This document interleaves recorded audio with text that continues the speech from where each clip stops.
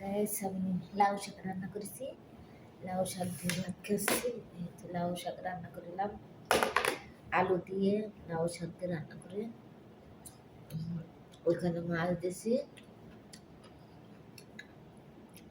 দুপুরে রান্না হালকা ঝাল দিছি।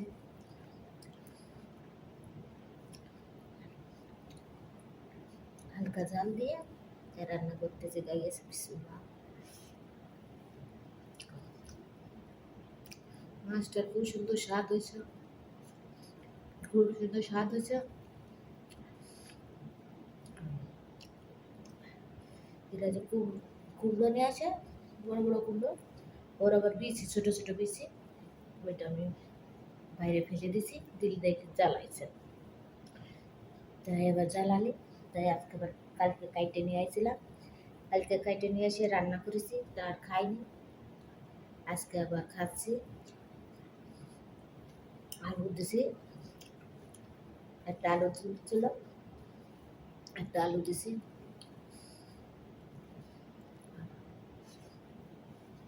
শাকের মধ্যে হালকা ঝাল দিছি। ঝাল দিয়ে হাত মাখা করে পানি দিয়ে তা রান্না করতেছি। সেখানে রসুন আর পেঁয়াজ দিছি, আর একটু জিরে দিছি, ব্যাস, বেশি মশলা দিইনি। খুবই সুন্দর লাগলো, খুব সুন্দর স্বাদ হয়েছে। এই সারটা দিইনি, সার ছাড়াই গাছ হয়েছে, তরকারিতে স্বাদও হয়েছে সেরকম।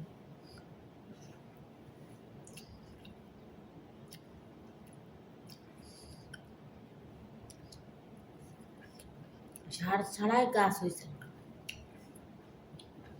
তো এবার খেজুর গাছে উঠে দিছি, একটু বাতি বাতি বাতি বাতি খেজুর গাছের উপরে উঠে গেছে।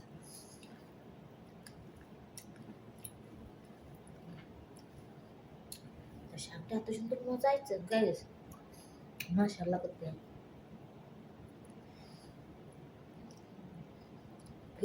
পেটের খিদাই আর বড় খিদা। পেট যদি না থাকতো তাহলে আর অত কষ্ট করা লাগতো না।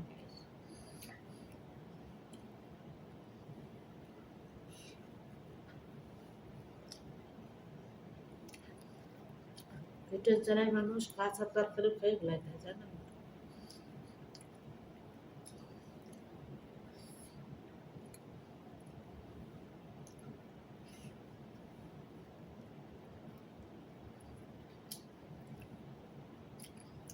মাছের মাথাটা, বড় মাছের মাথা, আমার এক বাঙালি বাইরে দিছি, সে খুব খুশি হয়েছে যে এত বড় মাছের মাথা আপনি আমার দিয়েছেন, আপনি নিজে না খায়।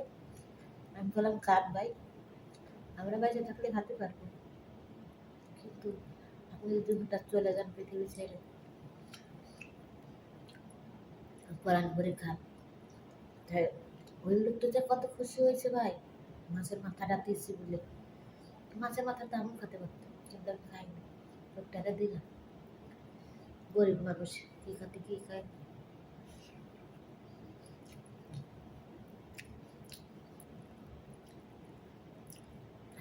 চৌধুরীরা আবার মাছের মাথা খেতে চায় না।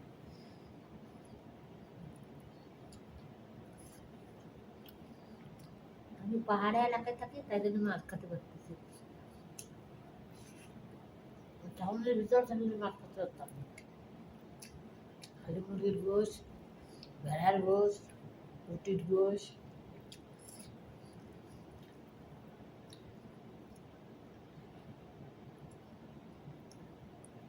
এখানে পাহাড় আছে, তারপরে পুকুর আছে, এখানে নদী আছে, নদী, বড় নদী।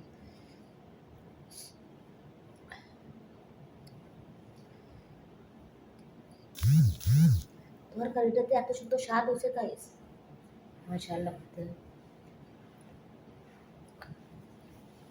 আসসালামু আলাইকুম গাইস, ভালো থাকবেন, সুস্থ থাকবেন। আসসালাম।